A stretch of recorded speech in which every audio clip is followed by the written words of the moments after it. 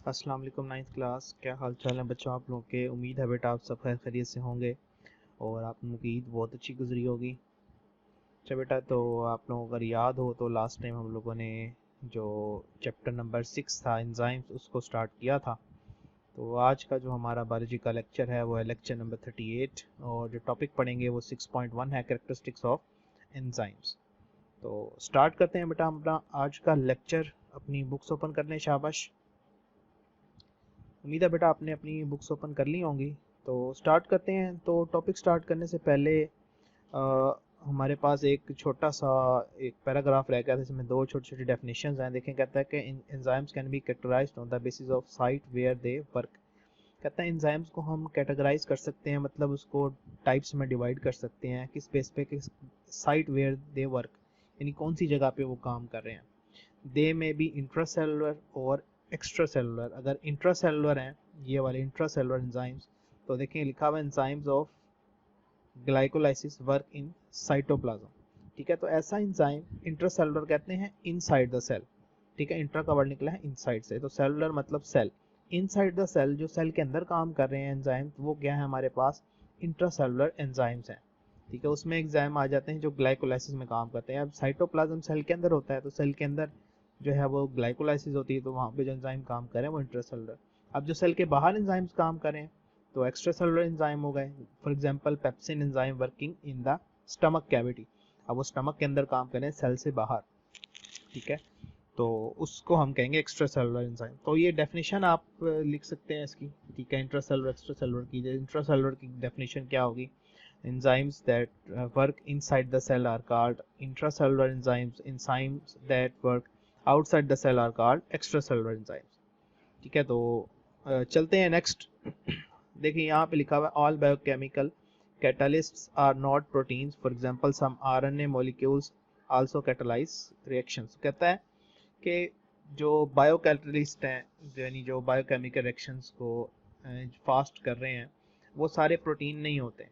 ठीक है, जैसे कहता है कुछ आरएनए के मॉलिक्यूल हैं वो भी कैटलाइज करते हैं केमिकल रिएक्शन को जो बॉडी के अंदर हो रहे हैं, तो वो आरएनए प्रोटीन नहीं होता, तो वो न्यूक्लिक एसिड होता है। ठीक है, तो यही एमसीक्यू के लिए ये लाइन आप लोगों ने कर लेनी, काफ़ी इंपॉर्टेंट है कि एंजाइम्स, मेजोरिटी एंजाइम्स तो प्रोटीन की बने हुए हैं ना, इसलिए हम ये कहते हैं कि हाँ भाई ये प्रोटीन के हैं। लेकिन कुछ ऐसे हैं जो प्रोटीन नहीं है, जैसे आरएनए। ठीक है, तो स्टार्ट करते हैं कैरेक्टरिस्टिक्स ऑफ एंजाइम्स। ये हमारे पास लॉन्ग क्वेश्चन है, लॉन्ग क्वेश्चन है और काफ़ी ज़्यादा इंपॉर्टेंट है। तो स्टार्ट करते हैं। देखिए लिखा हुआ है इन 1878 जर्मन फिजियोलॉजिस्ट विलियम कोने first use the term enzyme. तो वो सबसे पहले जो टर्म कैटलिस्ट बायो कैटलिस्ट के लिए यूज़ की गई एंजाइम की, वो किसने की थी? विलियम कोने। तो ये एमसीक्यू है आपके पास। नेक्स्ट चलते हैं। तो देखें लिखा हुआ है कि enzymes are globular proteins like all proteins. Enzymes are made up of long linear chains of amino acid that fold to produce a 3 dimensional molecule. तो कहता है कि जो एंजाइम्स हैं वो ग्लोबुलर प्रोटीन्स है। ग्लोबुलर प्रोटीन्स क्या होती हैं कि हमारे पास लंबी लंबी चेन्स होती हैं प्रोटीन की। ठीक है, और वो क्या होती हैं? फोल्ड होती हैं। फोल्ड होके एक 3D स्ट्रक्चर बनाती हैं, 3 डायमेंशनल शेप। तो उसको हम कहते हैं ग्लोबुलर प्रोटीन स्ट्रक्चर। ठीक है, तो ये आपके पास है एमसीक्यू। ठीक है, कि एंजाइम्स क्या हैं? प्रोटीन हैं, लेकिन ग्लोबुलर प्रोटीन है। और याद रखें हर एंजाइम नहीं होता प्रोटीन, मेजोरिटी प्रोटीन है, तो हम कहते हैं प्रोटीन के बने हुए हैं। आगे चलते हैं। तो देखें, कहता है कि almost all enzymes are proteins, they are made up of amino acids. ठीक है, कहता है कि प्रोटीन्स हैं तमाम एंजाइम, वो अमाइनो एसिड के बने होते हैं। मतलब most enzymes reaction are rates are millions of time faster than those are comparable uncatalyzed reactions. कहता है कि ऐसे रिएक्शन जिन पे एंजाइम यूज होते हैं उनकी जो स्पीड है वो मिलियन टाइम ज़्यादा होती है एज कम्पेयर टू जिसमें एंजाइम्स नहीं होता। कहता है as with all catalyst enzymes are not consumes या consumed by the reactions which they catalyse. कहता है कि तमाम कैटलिस्ट जो हैं वो एंजाइम्स, वो क्या करते हैं कि वो आपके रिएक्शन को फास्ट करते हैं और उसमें इस्तेमाल नहीं होते, मतलब वो प्रोडक्ट का हिस्सा नहीं बनता, आप उसको दोबारा इस्तेमाल कर सकते हैं। ये इसका बड़ा फ़ायदा होता है कैटलिस्ट का। कहते हैं enzymes are usually very specific for the type of reactions and the nature of their substrate. कहता है कि जो एंजाइम आप यूज़ कर रहे हैं वो बहुत ही ज़्यादा स्पेसिफिक होता है अपने सबस्ट्रेट के, मतलब जो रिएक्टेंट है उसका स्पेसिफिक एंजाइम है, कोई और एंजाइम किसी और रिएक्टेंट के साथ रिएक्ट नहीं कर सकता। ठीक है, तो ये एमसीक्यू है। ठीक है, तो उसके बाद नेक्स्ट पॉइंट है, ये शॉर्ट क्वेश्चन भी है आपके पास। ठीक है, कि एक्टिव साइट क्या होती है।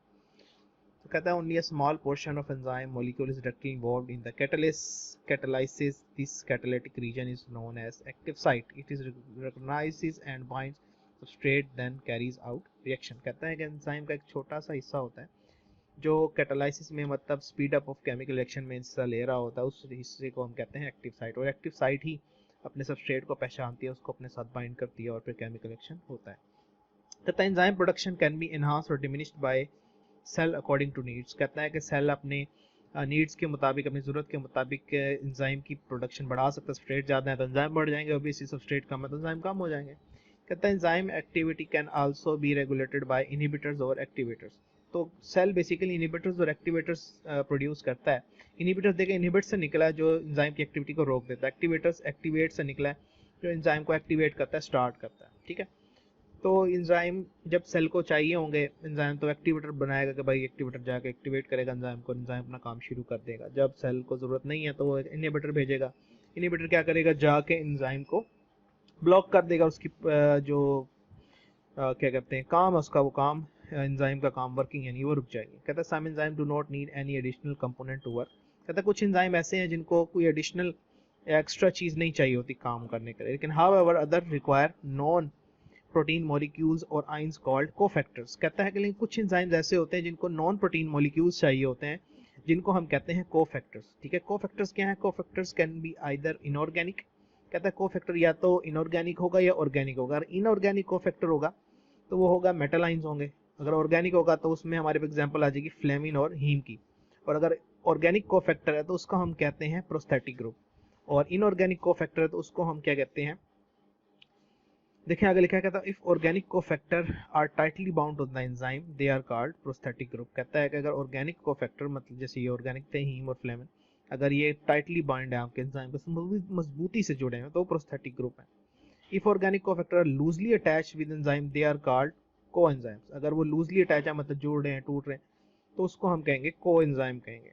ठीक है, कहता है coenzymes can transport chemical groups from one enzyme to another. Some important vitamins, for example riboflavin, thiamine and folic acid act as coenzymes। तो coenzymes की उन्होंने एग्जांपल दे दी कि राइबोफ्लेविन, थायामीन और फोलिक एसिड क्या है, कोएंजाइम्स हैं, और विटामिन्स भी कोएंजाइम के तौर पे काम करते हैं। ये काफी इंपॉर्टेंट एमसीक्यू बोर्ड में काफी दफा आया हुआ है। ठीक है, आगे चलें तो देखें, वो कहता है कि several enzymes can work together in a specific order creating a metabolic pathway. In a metabolic pathway, one enzyme takes the product of another enzyme as a substrate. After the reaction, the product is passed on to the next enzyme. कहता है कि जो हमारे पास एक metabolic pathway है, metabolic pathway क्या है basically बेटा के, फॉर एग्जांपल हम बात करें, मैं देखता हूँ यहाँ पे शायद उन्होंने कोई एग्जांपल दी हो तो मैं उससे आपको समझा दूँ तो ज़्यादा आसान हो जाएगा।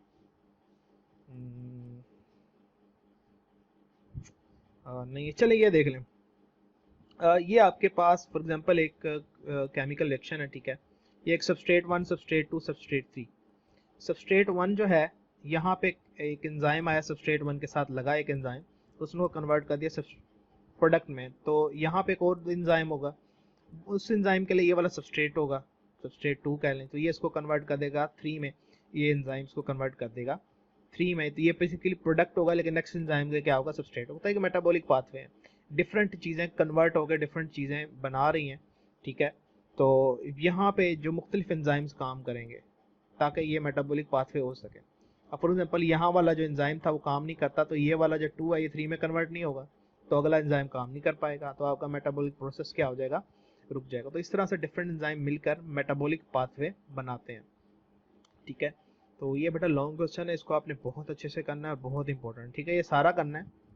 ठीक है, लास्ट पॉइंट आप छोड़ना चाहें तो छोड़ सकते हैं, लेकिन यहाँ से लेकर ये सारा आपने इसका लाजमी करना है। ठीक है, ये बिल्कुल भी नहीं छोड़ना, और खासकर ये जो पॉइंट्स है ना, ये जो बोल्ड हुए में, इनको नहीं छोड़ना होगा, ये शॉर्ट में आ जाते हैं। और ये वाला जो पॉइंट है, ये वाला पॉइंट, इसमें से तो शॉर्ट आता ही आता है।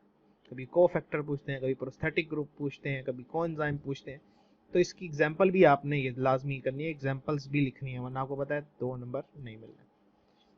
ठीक है बेटा, तो इंशाल्लाह नेक्स्ट लेक्चर में फिर आपसे मुलाकात होती है, जो कि हमारा नेक्स्ट लेक्चर होगा।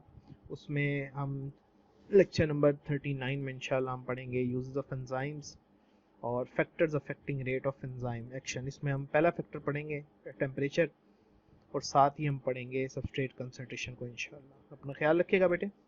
अल्लाह हाफिज़।